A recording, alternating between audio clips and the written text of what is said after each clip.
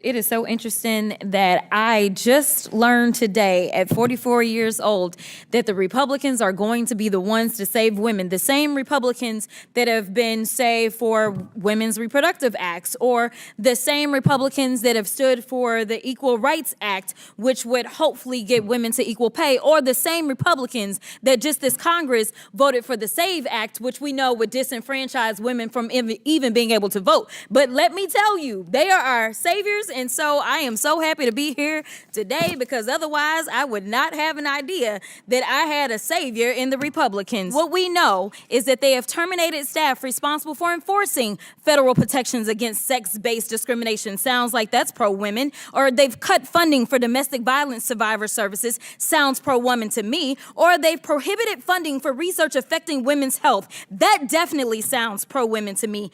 Essentially, they closed the Department of Education's Office of Civil Rights. Again, sounds like they are fighting for us. And instead of providing oversight over these actions, congressional Republicans have been working to execute one of the most aggressive anti-women legislative agendas in history. And yet, they're here today trying to convince the American people that discriminating against trans people is somehow the only way to protect women. Let me paint the picture. This wasn't just any hearing. It was the House Oversight Subcommittee on Government Operations and the Federal Workforce, chaired by none other than Marjorie Taylor Greene. And it went completely off the rails. Instead of holding a serious discussion on federal oversight, Greene and her MAGA loyalists used the platform to escalate a culture war, targeting the LGBTQ plus community, especially trans Americans, in ways that were not just cruel, but entirely off topic. Greene opened her mouth, and what came out was bigotry disguised as governance. It was unhinged. And what's worse, she's normalized this circus in Congress. When MTG is at the helm, decorum is dead. Distraction is the mission. This hearing has nothing to do with improving government efficiency. It's another attempt by Republicans to distract from their demonic and disastrous policies that are making it more difficult for Americans to make ends meet. I'm gonna ask you a question, and I want you to tell me whether or not it is Trump or trans people that are responsible. You understand? Got it. Okay, very good. The first one, gutted medical research. Trump. Kidnapping Americans and sending them to foreign countries, AKA deporting them. Trump. Driving us into a recession. Trump. Increasing the cost of everything.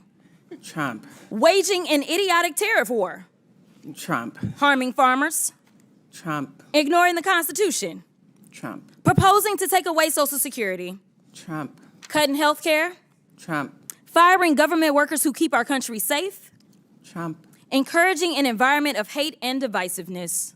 Trump. The Republicans weren't just grandstanding here. They were using the full weight of congressional authority to punch down on some of the most vulnerable people in this country. At one point, Greene and her allies tried to draw some fantasy line between trans identity and a collapse of American values. The irony? They're the ones eroding our democracy. Let's be real, this is a playbook. Blame trans kids for the broken economy. Blame drag performers for the healthcare crisis. Blame LGBTQ plus families for a border you won't fix. Democrats can't let this slide. They have to keep hammering it home. This is scapegoating, plain and simple. The right doesn't have answers for the problems Americans are actually facing, so they invent a boogeyman, and right now it is the trans community. So let's talk about waste. Like Trump's plan to spend almost $100 million for his little birthday parade.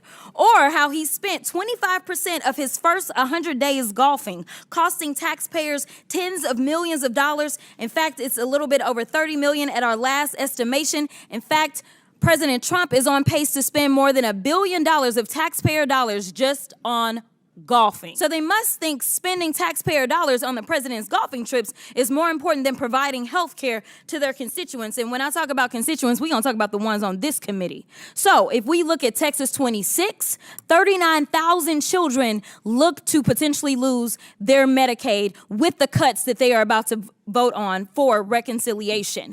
88,000 in Georgia 3, 68,000 in Missouri 7, 79,000 in Tennessee 2, 86,000 in South Carolina 4, 50,000 in Texas 04, 85,000 in Texas 27, and in Georgia 14, 111,000. And if you add that up just on this committee, we have 606,000 kids that are relying on us to do right by them. And instead, we playing these crazy games because we worried about 10 trans folk that are in sports right now in college.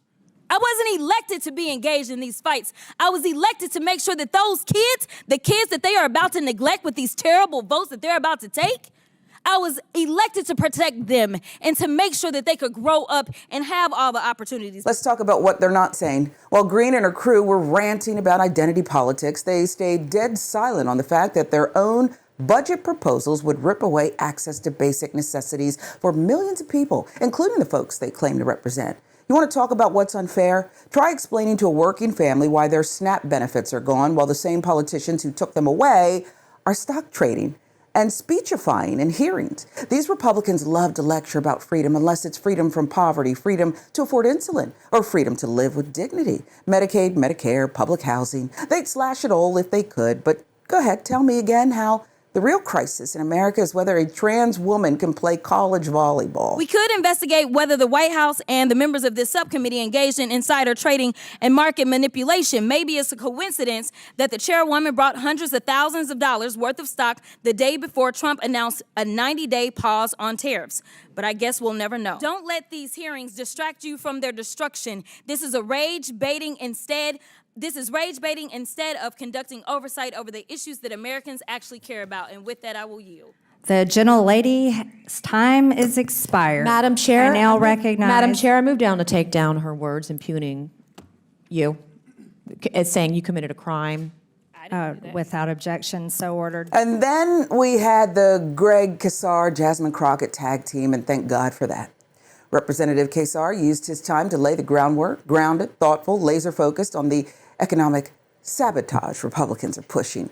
And when Crockett stepped in, she torched the place. Again, her takedown of the committee's hypocrisy was so powerful, they had to hit pause. The hearing didn't even resume for nearly 20 minutes after Nancy Mace ran cover for MTG's sketchy stock trades. But Crockett's words stayed on the record and in the minds of anyone watching, because she didn't just call out their cruelty, she exposed the whole scam, used hearings to stir outrage, pass nothing, enrich yourselves, and pretend you're the victim. This morning, the nonpartisan Congressional Budget Office announced that more than 5 million Americans can lose their health care because of the Medicaid cuts being pushed by Republican members of Congress.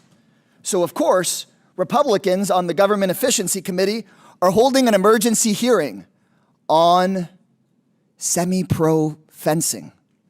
Not fences like the kind that goes around a building, but like the sport with the swords. And I've knocked on thousands of doors and talked to thousands of Republican, Independent, and Democratic voters in my career.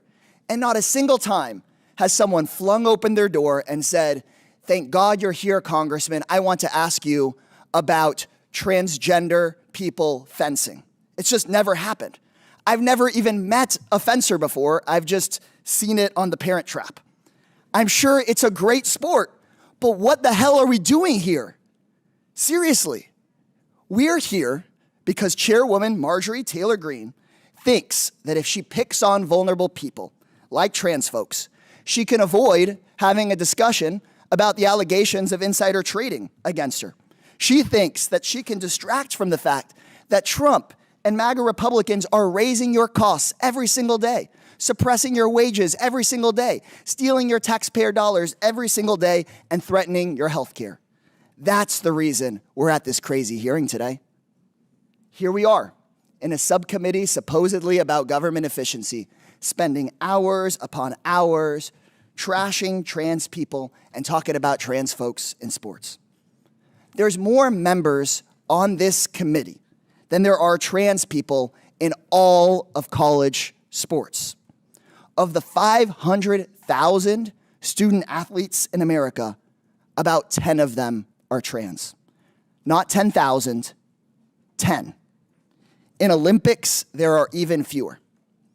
So in my opinion, sports leagues will do a much better job than politicians up here on this committee coming up with fair and thoughtful ways of handling who does and who does not qualify for which sports.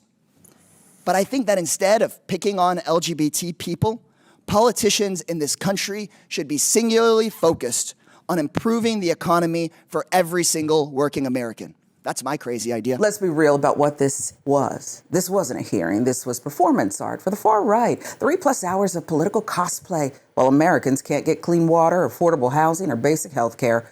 Our elected officials are debating transgender athletes like it's the most pressing issue in the country, while families wonder how they're going to make it through the month. That's the insult. That's the betrayal. We're in a moment where leadership could mean everything, and instead, we get this.